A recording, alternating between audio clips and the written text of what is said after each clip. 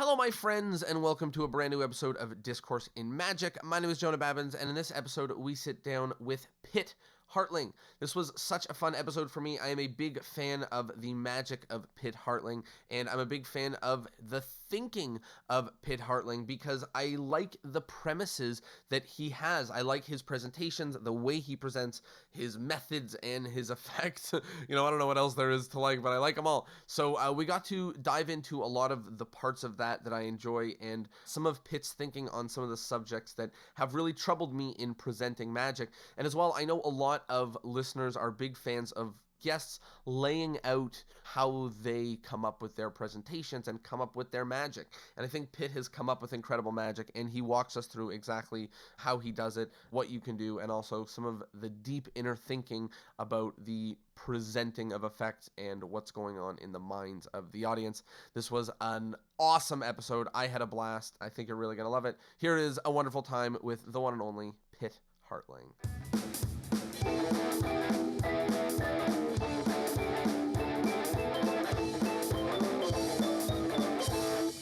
Hello, friends, and welcome to Discourse in Magic. My name is Jonah Babbins, and we are here with the one and only Pit Hartling. Pit, how are you? Hello, Jonah. I'm fine. Hello, how are you? I am doing very well. I'm super excited to chat with you, and anybody in my close friend group knows that I've recently been in the depth of Pit Hartling's magic in the last 6 months. Every trick I say, here, let me show you an idea. This is one of Pitt's ideas. So obviously I've known about your magic for a while, but I did a little deep dive very recently, so I'm excited to talk about it. Very sorry to hear that, Jonah. Raise your standards. No, it's exciting. You should just be worried because I have a lot of questions. Okay.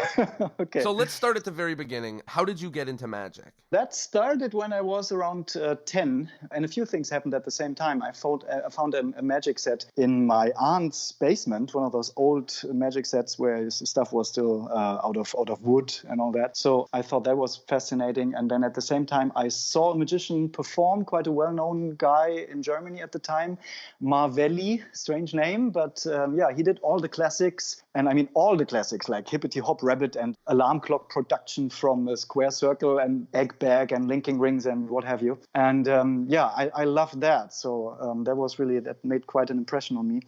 And then a friend of my parents is an actor, and he knew the address of a magic store in Hamburg. And we were on vacation in the north of Germany, so near Hamburg at the time, coincidentally. And so we went there. And that is where I first bought magic props and tricks like ropes and stuff like that. And this is how it all started. One of the things I'm interested in when people, especially when I'm talking to people who are either sleight of hand experts or, deeper within a field that takes a little bit more focused learning, what was the moment or point when you decided that you didn't want to buy tricks at a magic shop and wanted to either focus on books or learning deeply or, anything like that once you have to dig a little bit deeper? Well, for me, it went parallel, sort of. So I didn't really stop buying stuff from magic stores. So whenever there was a birthday coming up or Christmas, I always had some props on the list. But one key moment was when I remember I was at the Magic Circle in Frankfurt. So they have this organization here, and I was quite young still at the time. And I was used to all those prop tricks, and then suddenly somebody showed me something with cards, and that felt very different. So I asked him, so, okay, all the other stuff, I know that, because I thought at the time that I know it all, right? But this is different, so where can I learn this kind of thing? And then he referred me to a book by a German magician, Thomas Hierling, and he was, and the whole book as well, let me put it this way, heavily inspired by David Williamson's material. And this is where I first got to know the concept really of sleight of hand card magic. And so that was very tempting because I enjoyed practicing the stuff. I remember when somebody showed me a Pharaoh shuffle, and all they told me is, look, learn to shuffle the cards like this, and then I can show you tricks with that.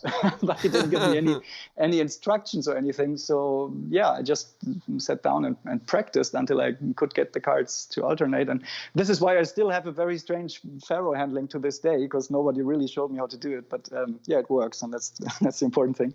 By brute force. Yeah, really, yeah. But yeah, at the same time, I always still perform those other tricks, like for parlor and stand-up, of course. It's not so much sleight of hand, but also a little more proppy sometimes. So talk to me a little bit about the journey and how that progressed in terms of professional magic, or at least diving into it and transitioning more from a teen with a hobby to somebody who does this quite seriously. What happened, I did magic all the time when I was at school. And I remember I actually took one book and I read all the tricks, mostly cards. And then the next day at school, I tried another trick. And then I went back to the book and got another trick and tried that. So that was a process that pretty much took me through all the early Richard Kaufman books. And I remember I got the Secrets of Brother John Hammond when I was 14 for my, how do you say, when you got your religious thing there, where they give you all those crazy ideas. And Konfirmation in German. I don't know what the English equivalent is, but that thing. Confirmation, right. So you usually get some presents. And that was my first book in English. And I remember I underlined the words that I didn't know, and I looked them up in the dictionary and all that. So I learned the tricks, but also the language at the same time, basically. That is awesome. My whole years, and then later at university. And well, it wasn't so much a conscious decision of now being a professional magician or anything. It was never the goal, really. I just happened to know that I went to university suddenly only every second term, because every other term I was more busy, like with the flicking fingers at the time. This is when we got started. Right. Yeah. So finally I had to make that choice.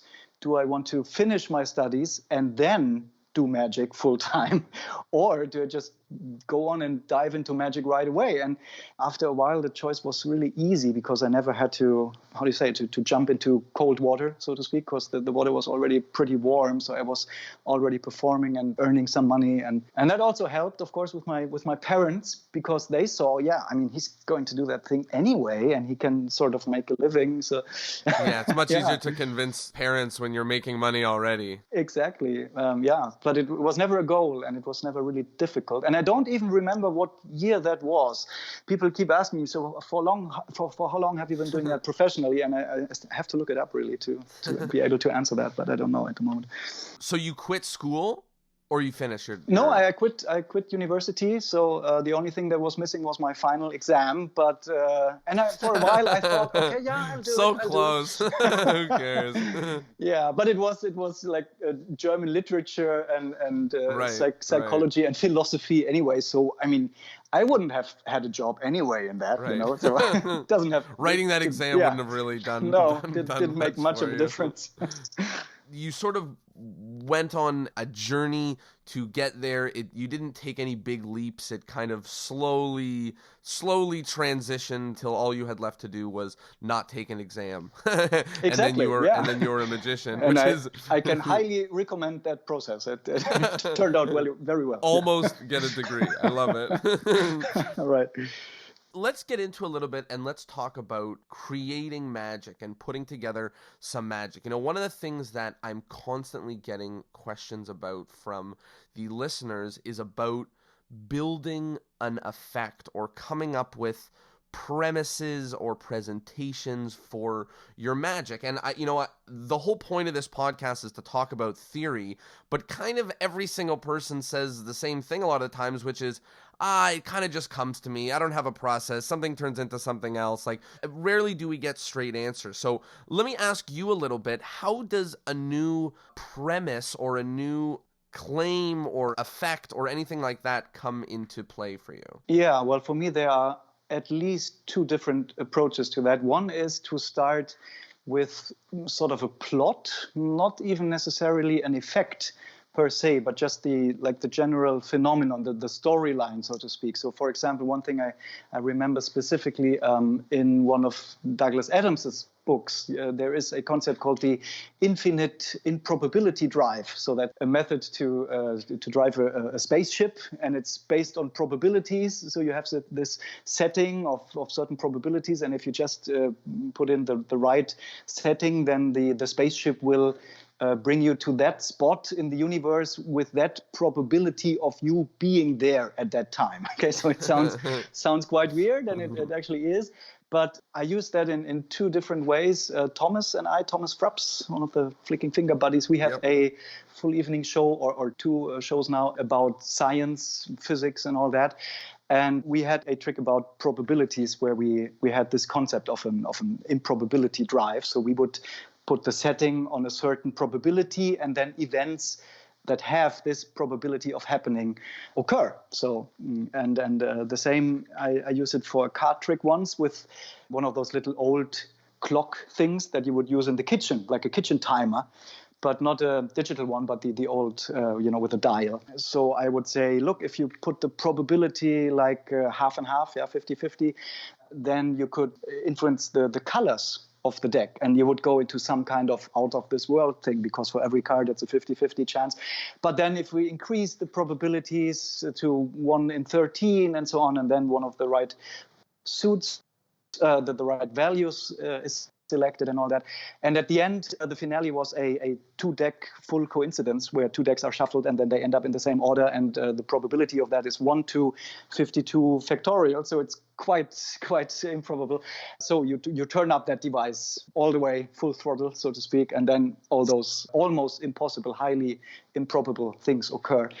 So anyway, this is just to give an example of how to find effects like out of this world or 2-deck coincidence that fit the premise. Okay, so you come up with that storyline first and then see, okay, now what trick can I either buy, okay, or use from what is already out there, or what do I have to come up with? I mean, what should the effect be ideally? And if there is no such trick, then okay, well, find a method for that then.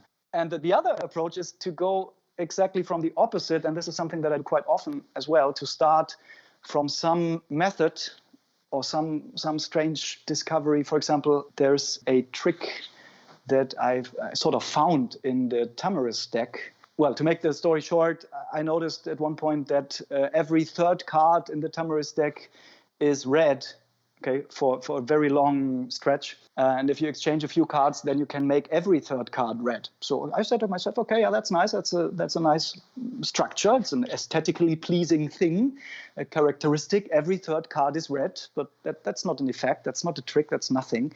And then I looked and I say, well, maybe if every other third card is black, let's see. And then, okay, I found a way to arrange the cards that every third card is black with exchanging just a few.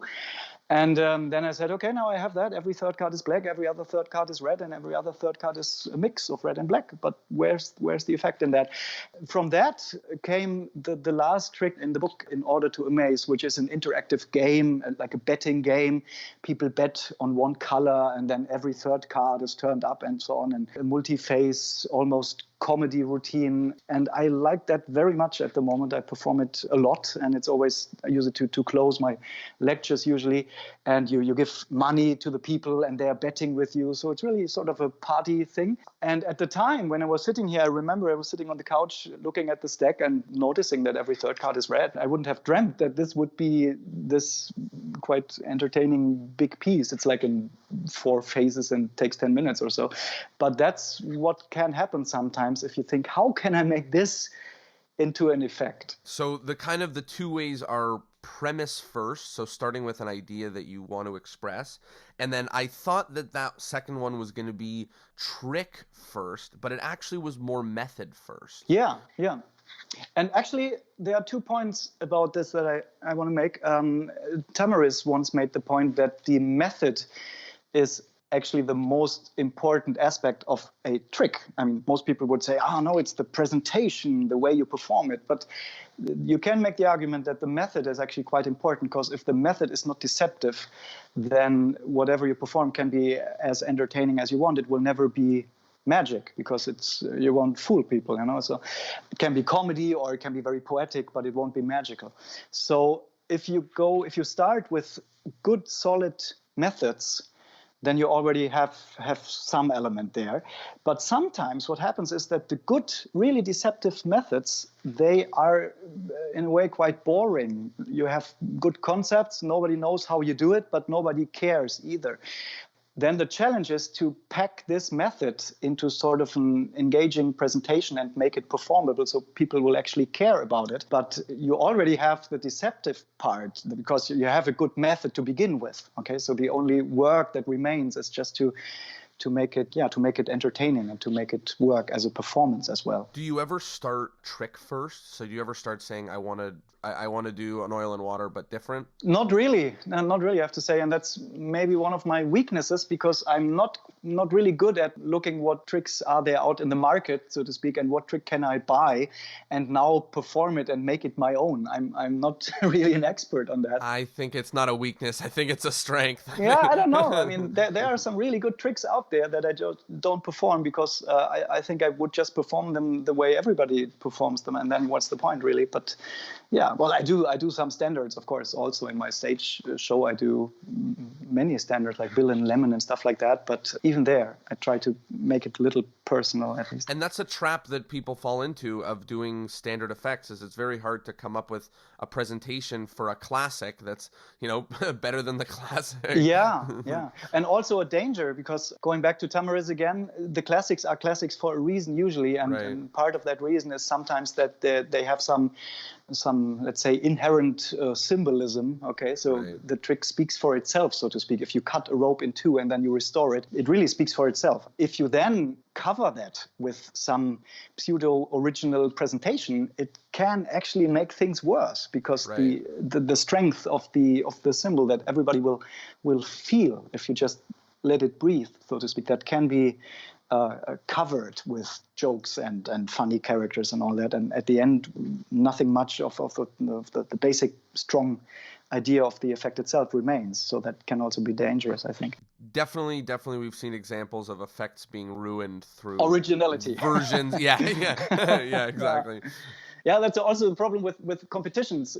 We magicians sometimes we value originality more than quality. I mean, of course, if somebody does a classic well, why should I give him points for originality? We always want to move things ahead. And but who may have seen a magician only twice in their life, it might still be better just to perform the strong classic stuff. I mean, well, anyway, it's a difficult topic. Competitions is a whole other world with whole other rules. Let's talk a little bit more about the creating of premises. So one thing that I find really interesting about a lot of the premises that you use, and this is something that I've struggled with in the past, is finding that middle ground between a premise that is believable and hoping that the audience doesn't really believe it.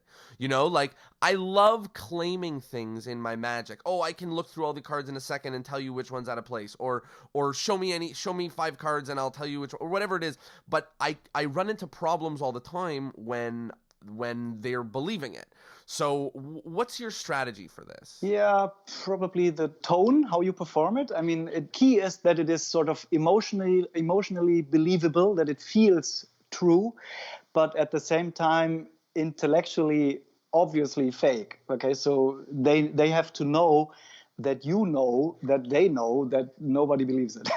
Like this is the basis. I think Penn and Teller put it well when they said, we know it's a trick and you know it's a trick. And we know that you know that it's a trick. And this is our basis. So we are all adults in the room.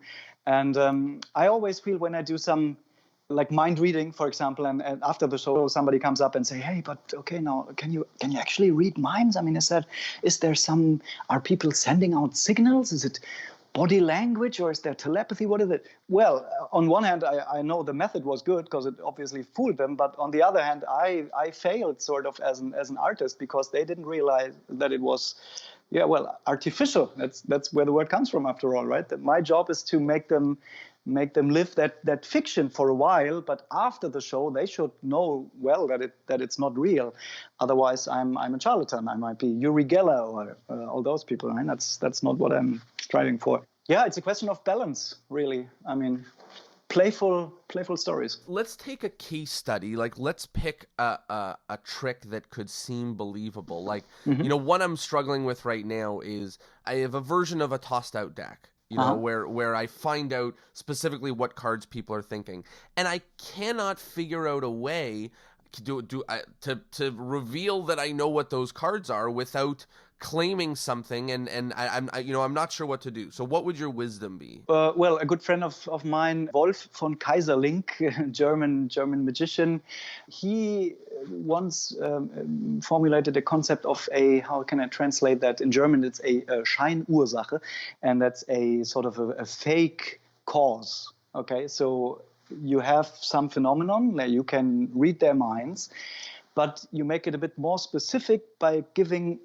one very specific cause for that. So it may be some pair of glasses that you put on and then that they put on, and you have two pairs of glasses and you say they are quantum entangled, and whatever they see through the glasses you can see in yours, or whatever it is, some additional element. Or for example, I played around with those white paper streamers that you see sometimes in manipulation acts when they throw stuff towards the audience, and it's a bit like a Spider-Man thing with white paper lines coming out.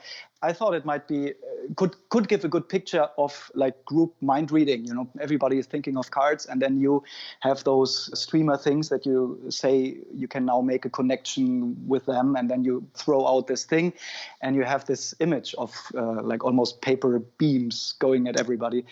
Or actually, you should give them to a spectator and make them throw them towards you. I don't know, but some kind of magic gesture or additional prop or something that you can hook the plot on. And then people will realize that it is all just a game you're playing.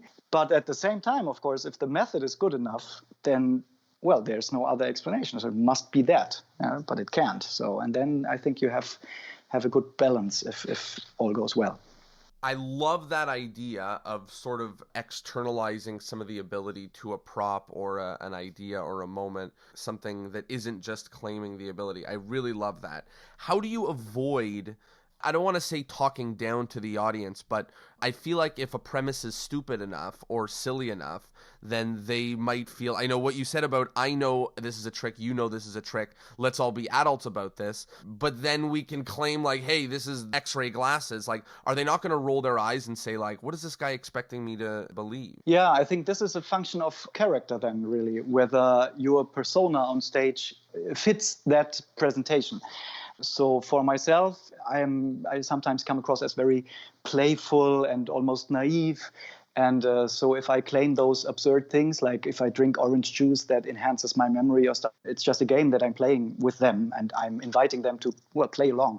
But if I'm thinking of other performers who are a bit more straight and serious and not that playful, then they might use other methods, like more poetic things. And for example, René Lavande, he has those metaphors, language is the thing that he makes that link to then. So it's not silly when he does it. It's just beautiful and poetic. And that's another way to use it. But the idea is pretty much the same, I think. Nobody really believes that you are living in the old lighthouse at the end of time. But it just makes you feel good. And it works on an emotional level. Again, same thing. I think you said it in a way earlier, something about like the look in your eye, or the tone of voice, or that makes them understand that you're playing with them instead of making them try to think that you're trying to win them over to believe something. Exactly. Actually, I think what is really talking down to the audience, if you think that you are really cleverer than them and you really pretend you're doing the real thing. So nowadays there are some people who do regular mentalism stuff, but they pretend that it's all NLP or body language and all that. If you have people believe that, then I think you're really talking down to them because you're just lying to them. And so I think the other thing is paradoxically much more honest in a way. What do you hope in a performance that the audience leaves believing and feeling? Do you want them to believe anything about the abilities that you claim? I mean, like you said before, they say to themselves like, I know it wasn't the orange juice because that's silly, but what else could it have been? There's no other way. You must have magic orange juice, but I know it's not. That sort of back and forth. Yeah. Is that what you're going for? Is there another feeling or emotion to help me better understand? Well, let's see. First thing is that in a show, if it's a full evening show, I think there can be many different things. So for that one act, I may want them to believe one thing, but for that other number, it's about other things.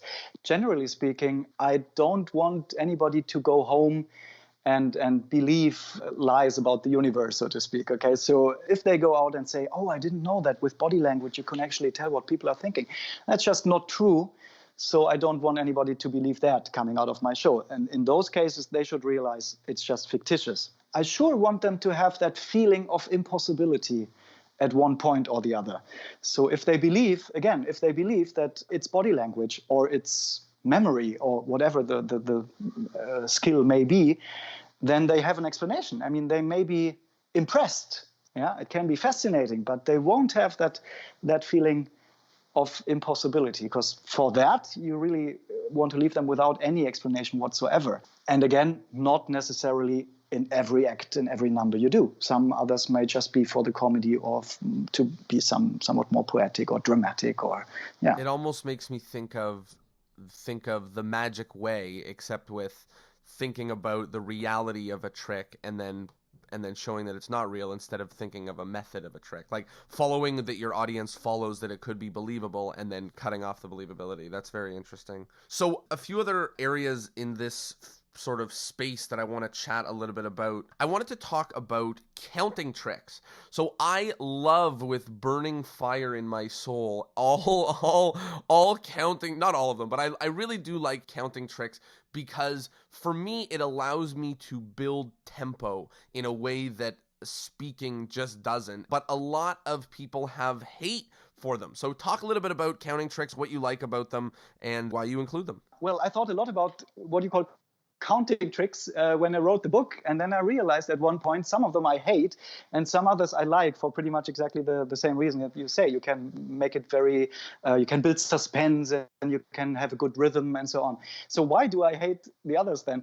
And I found there are counting tricks and counting tricks, and I think to put it simply, the good counting tricks are the ones where people care about the numbers. So the counting is part of the effect, where you have any card at any number. Now you want to see, did that card really appear at the 35th position? So let's count, and everybody cares.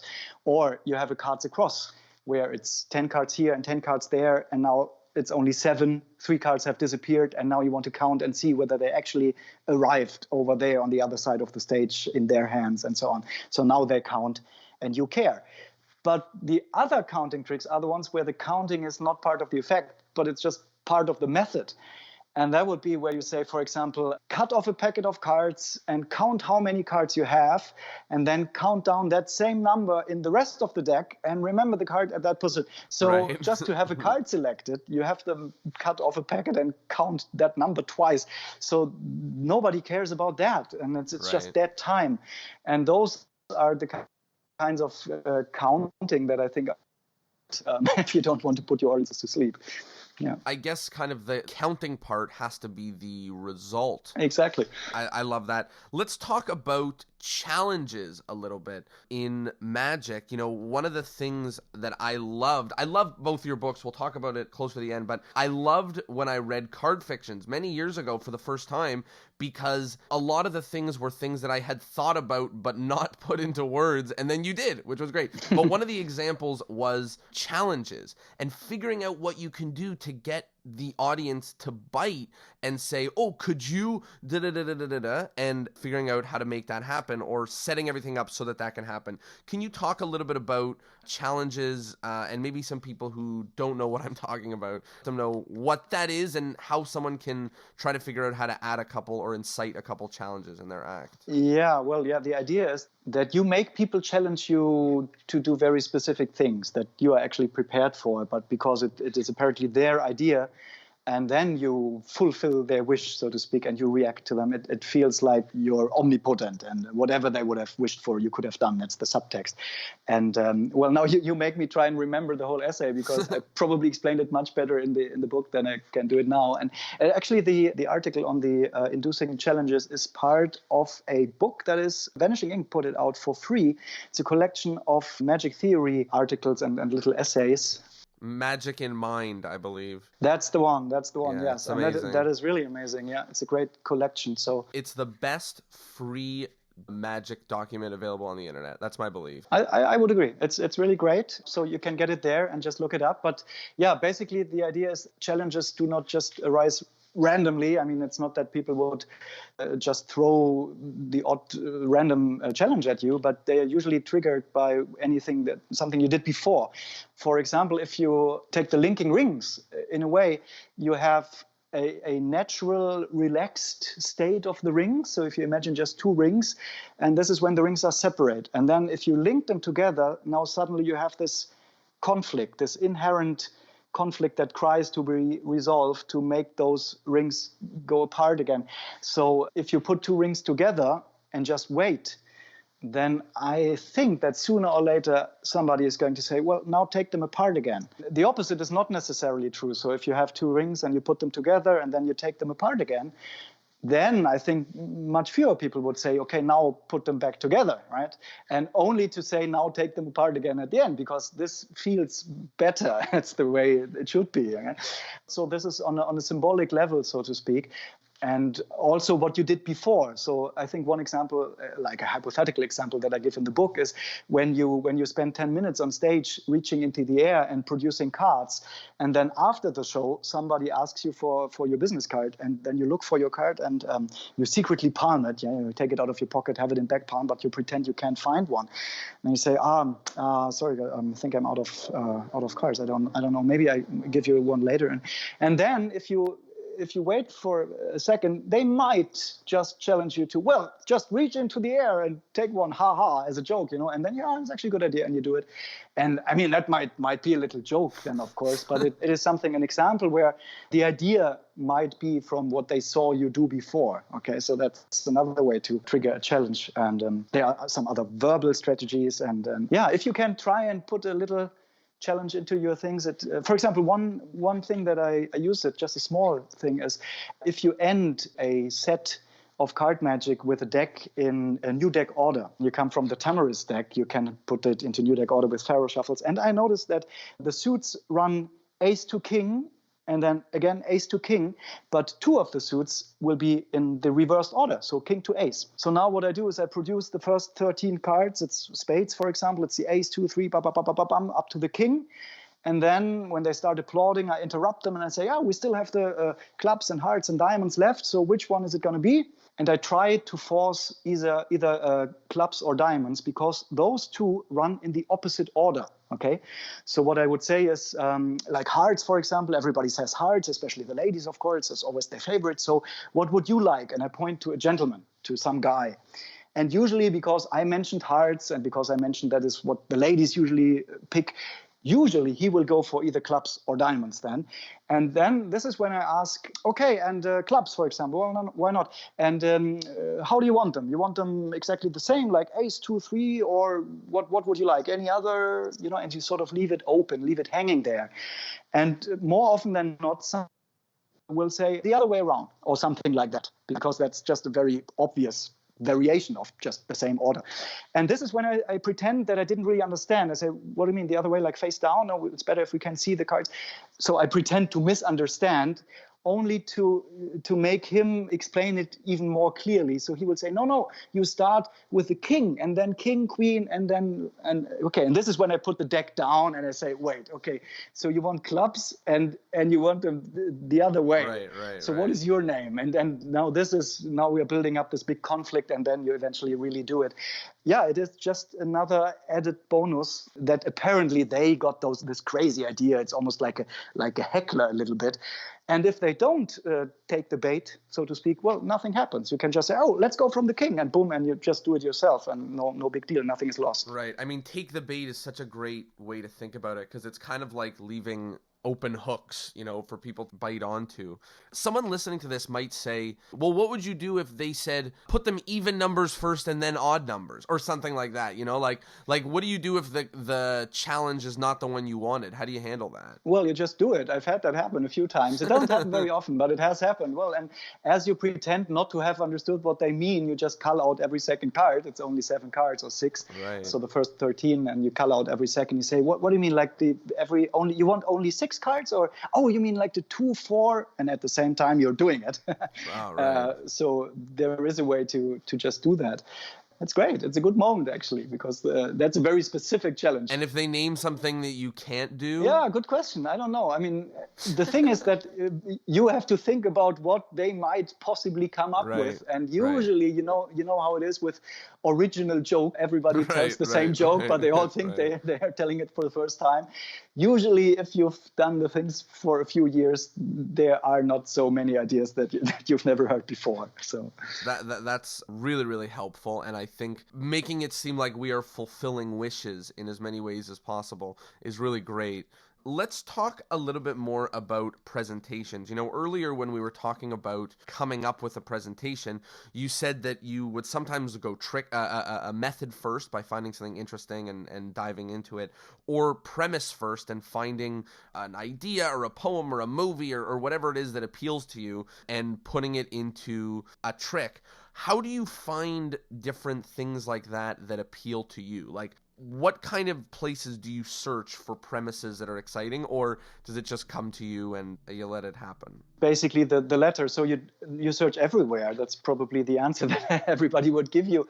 I mean, you just have your life, and you come across some piece of advertising or a book or a picture or just a joke. I mean, it can be a joke. Why not? Or just a nice quote, for example. For example, I based this Sherlock Holmes trick on this Arthur Conan Doyle quote that if you eliminate all the impossible, whatever remains, however improbable, must be the truth. That's one of those famous things that Holmes says to Watson. And so I based the trick on that. And it can be many, many different things.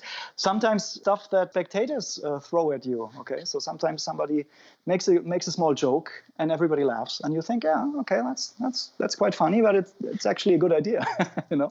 And then maybe that triggers a trick, and can come from everywhere, I think. And also, not every trick needs to have that, I think. So sometimes I just perform stuff very straight, almost with no presentation whatsoever. It depends on the situation. I mean, look at what David Blaine did, for example. His magic on the street was pretty much presentation free, which gave it part of its strength, I think, because it was not a magician throwing his patter at you and performing his little dance, but it was more like this urban shaman who does those things, but he's not performing for you. You know, it doesn't feel like he's now performing what he practiced for you, but he has those mysterious abilities, and now he just demonstrates it. But he didn't have time to figure out some elaborate presentation, or that's not what he does. So that also can work very strongly. I mean,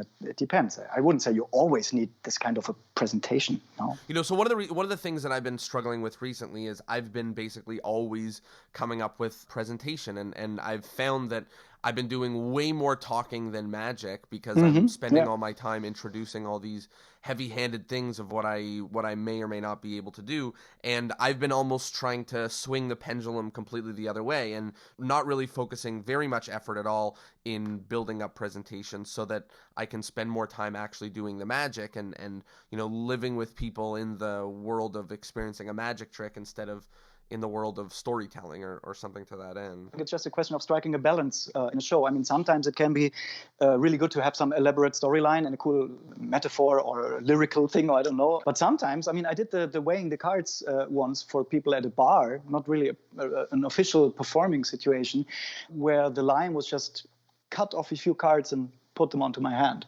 So they do that, and you go and say, 19. And just hand them the packet, and they look at you, and then they count, and it's 19. And it can get a huge reaction, of course, because you're not doing your little dance, you're not reciting your rehearsed lines, but you're just demonstrating some strange ability that you have. So, sometimes I think it can also be very good. I like that, and I really like the openness and almost the recommendation to mix and match maybe heavy-handed presentations with stuff that's almost presentation-less, and just letting people experience the magic. Let's talk a little bit about magic groups and working as a team with magicians. I know you've done a lot of that all over the world. Talk a little bit about some magic groups that you've been a part of and how you guys help each other grow. Yeah, well, the largest group that I've been part of is the Flicking Fingers. So that's 10 or even 11 of us. It's a long story how we got started. It was 25 years ago. We just had the 25th anniversary. That's quite scary, Wow. really. But the idea is that the show is more than the sum of its parts. I mean, in the Flicking Fingers show, we had sort of a storyline. So there was this one guy who wanted to go to Las Vegas, but he couldn't find or afford good artists and people. So he had to use what he had. And now he's working with this group of losers, really, and they all fail in their own ways. And at the end, they discover, of course, that Vegas was just a wrong goal, and it's all about friendship and all that. And So this is a show? we've been doing that as a show, really, and we also comment on the cheesiness. Okay, so we don't let it stand, but it's broken with lots of irony and so on. We've been touring for 2 weeks or so, 4 or 5 years ago in Germany. This really is sort of synergy is the word, I think, because it was a show of 10 magicians, and even though financially, I mean, you can imagine every little bit of earning that you would potentially make is you take it by 10. So that was nothing that any of us could really make a great living from. But we got into some venues that probably none of us would have gotten into with a solo show either. So there were some larger, nicer theaters, and there was, of course, quite a unique experience to stand there. One famous theater in Munich is where they, before our show, they only had classical concerts there and a piano concert and all that. And we sort of opened that house for magic, and that wouldn't have happened without the team. Another one is a four-guy team called the Magic Monday Show, and we've been doing that in Frankfurt. It's also a fixed show, so we don't have any guest spot or anything. It's just the four of us, 3 magicians and 1 comedy actor. We've been doing pretty much that same show for 19 years now also. And are there 4 of you, is it 4 different acts or 4 of you on stage at once, or some mix and match? It's some mix and match, yeah. So there are 4 very clearly defined characters. Not so much a through line story-wise, but there are some interactions between the characters. So some of the acts are with 2 of us, 3 of us, or all 4 of us on stage. And in between, there are everyone has his little solo spot as well. The other advantage, other than having relationships between characters, which is something that obviously you can't have in a solo show, but from a method standpoint, you can also have different possibilities, because when one guy is out on stage, or 2, the other 2 guys can work backstage, for example. So in one act, we have somebody, he does a center tear, and then we get the torn out center backstage secretly, and there we write the information on some slates or on a big map and all that. And later, when the information appears on stage, it's quite mysterious, because it's quite obvious that he couldn't have written that under their noses, and So that also helps, of course, to be able to have some guys secretly working backstage, and you don't have to travel on your own. It's also nice to be on stage with a few friends. Yeah, I like it. That's awesome, and I think it's something that, as we see more and more of magic being performed in different areas and different venues, I'm hoping that we see more things like that. And you definitely know better than me, but I know that in Germany now there's a lot more availability for this kind of close-up show. Apparently there's a lot of theaters being made for that sort of style of magic, and that's something that I am always thinking about, because my favorite kind of performances, when I'm able to do them, is a table magic show.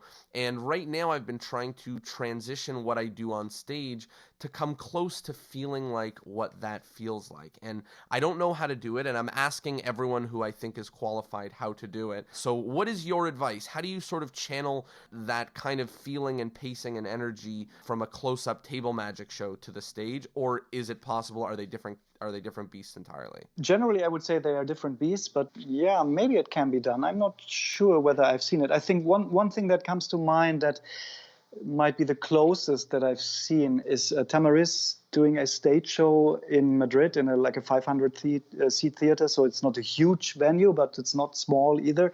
And what Juan does is he leaves the house lights on, for example, which is a no-go for every director. If you say, no, I want to have this show, but leave the house lights on, because it's not theatrical at all. I mean, people feel like they're in their living room.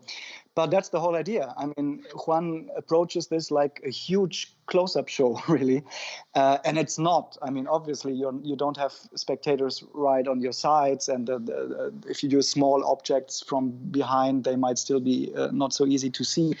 But the feeling and the rhythm was pretty much like one huge session of close-up magic almost, even though he was doing parlor and stand-up material, of course. But I wouldn't recommend that for everyone. I think you have to be Juan to leave the house lights on in a 500-seat theater. But yeah, I don't know. But, well, I would ask, why would you want to do that? I mean, if you want to have the spirit of a real session kind of close-up show, why not just do it for 50 people surrounded around a big round table, and just for stage, just use the advantages of that? I mean, why would you try and combine it? Or I think what you're saying is to make it feel very much here and now and interactive, as opposed to an act running like a clockwork. And is that it?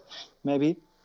Yeah, totally. I mean, I feel like I said before, I feel like when I'm on stage, I'm running a heavy-handed premises so that I can write jokes and tell stories and captivate intent. And then I feel like in close-up magic, my premises are much shorter and the magic is more interactive, and magic can happen at any moment. And, I feel like magic moments per minute in close-up is very high, and magic moments per minute on stage is very, very low. They just feel like two entirely different things, but maybe what you're saying is right about that they are entirely different things, and focus on that close-up feeling in close-up, and then focus on the stage sort of things on stage. The last thing that I want to ask you about before we start getting wrapped up, or one of the last things, is talking about working with other magicians, not on stage, but off stage. It's very popular in a lot of the Spanish magic to have magicians working together and figuring stuff out and bringing ideas to the table. And as I grow more and more into magic, I start finding the people that I can work with and that have great ideas and share great ideas and things like that. What's your advice in terms of working with people, working on a team, or anything like that in creating or developing magic or premises? My advice to myself would be to do that more again, because we sort of lost that a little bit over the years. Here in Frankfurt, we have actually quite an active magic scene, but somehow as the shows were getting a bit more and we were traveling more and so on, we didn't really find the time as much as we did earlier, when it was all just playing around to get together and really bounce ideas off each other.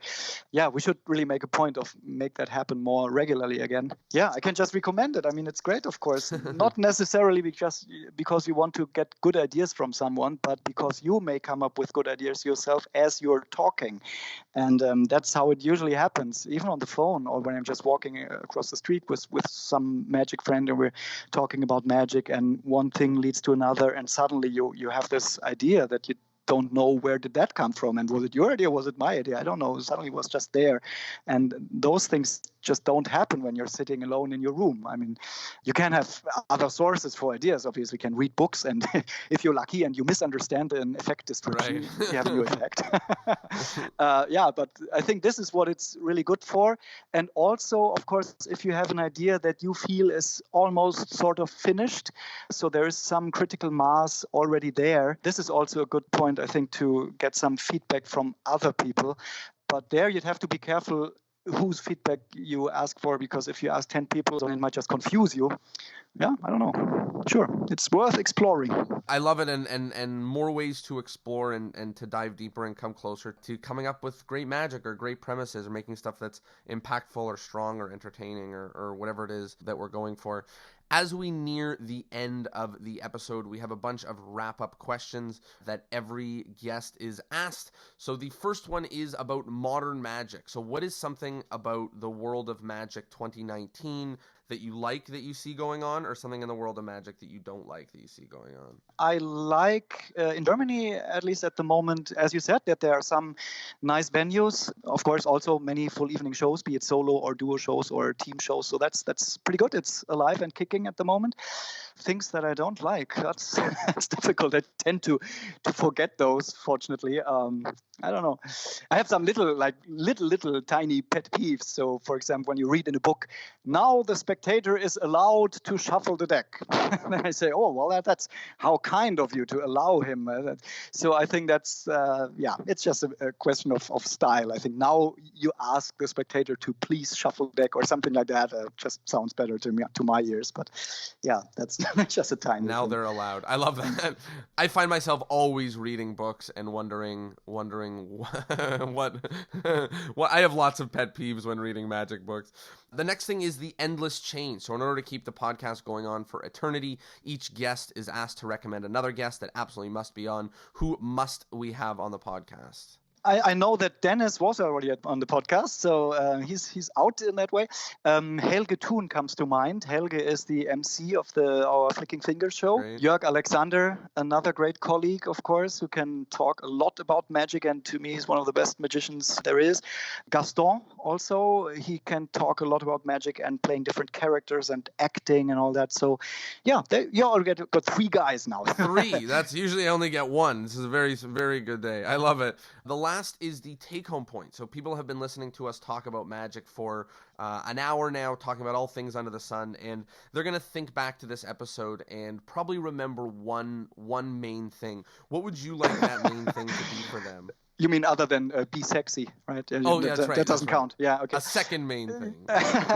Well, recently it occurred to me to say, if I was pressed to say what is the most important quality that a magician can have, I would say it is the ability to see things from the spectator's perspective.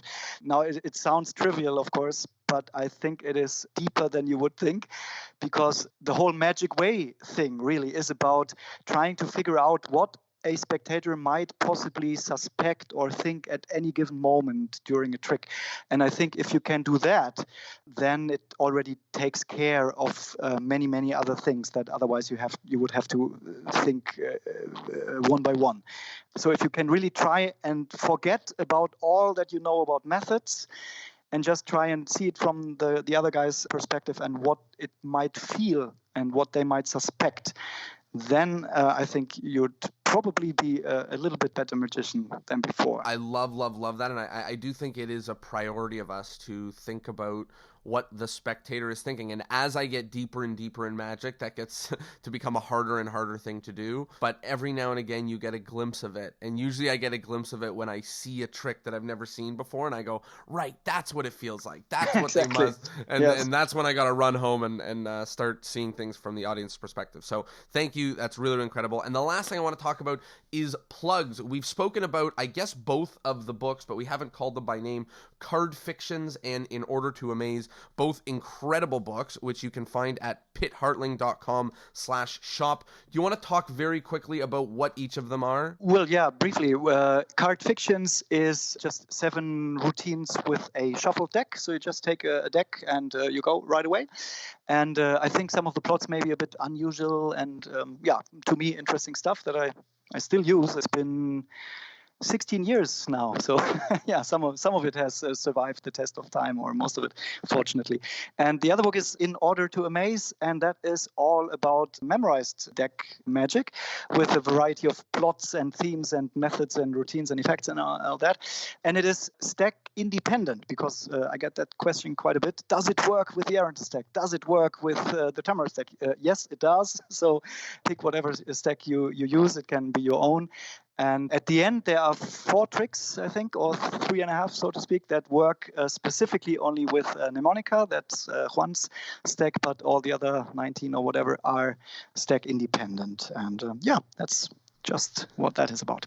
And I will very quickly touch on both of them and say, they say about magic books that if you read it and you get one good effect to actually do that, it's a good book. Not only do I think that that's bullshit, but I also think that both of these, I read them and they both gave me multiple great effects that I do use. And just to mention In Order to Amaze, the book about the stack, just one thing that I thought was really great is in each trick you explained not only how to do it with an Aronson stack, but also how to get back into stack, which is one of the biggest anxieties I have when reading stack magic, which is going, well, I guess that trick has to be a closer because I can't get out from that. But you found a way to walk us through how to do that, which is incredible.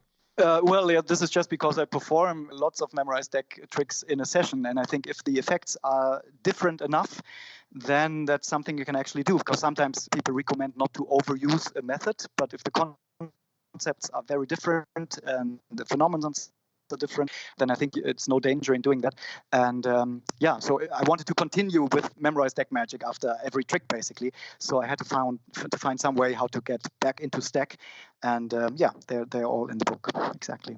Well, 2 incredible books, highly, highly, highly recommended. The Jonah Oh, Babbins thank seal of you. approval. Whatever it's worth, you have the Jonah Babbins seal of approval. And the last thing is, where can people go on the internet to find you? Probably best would be Facebook, Twitter, Instagram. Just put in my name and I will pop out.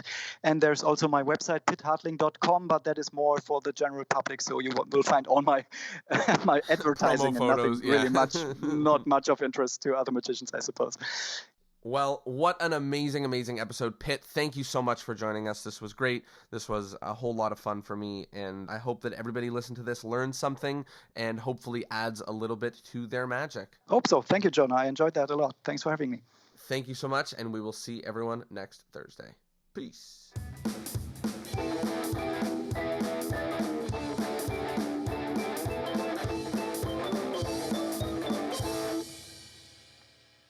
Well, there you go. I hope that you liked the episode, and I hope that you learned something. Pit had a ton of bits of info and bits of knowledge to help your magic, or even to help my magic. I know that his presentations and performing have been something that I have been such a big fan of for a long time, and it was incredibly fun to break down some of those ideas and break down some of those steps.